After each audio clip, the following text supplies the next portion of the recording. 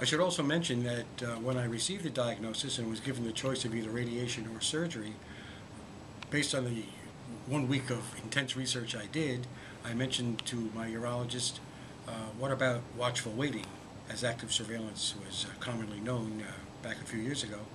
And he said that his guidance would be that that should not be an option. So that certainly added further to my confusion and not knowing where to turn. However, again, as I mentioned,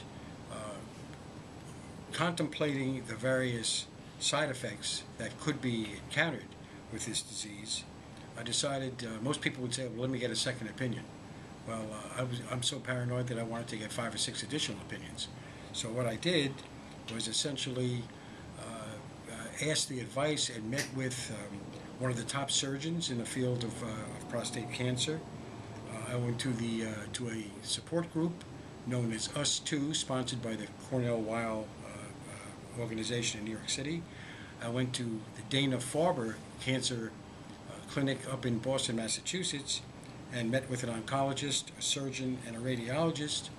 I also met with a very renowned doctor in New York City who, in addition to all his credits, had developed a holistic approach to those who qualified for prostate health in general and prostate cancer specifically.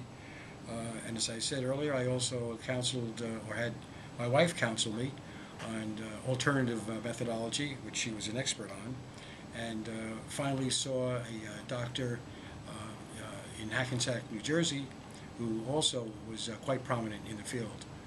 And I wanted to just have them help me make a decision.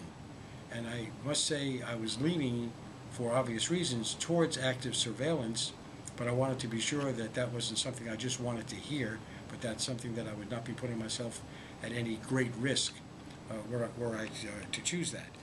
And I must say, which to this day I'm very gratified for, all those people that I mentioned that I spoke to, all of them, with the exception of my original urologist, convinced me without a question of a doubt that I was definitely a candidate for active surveillance.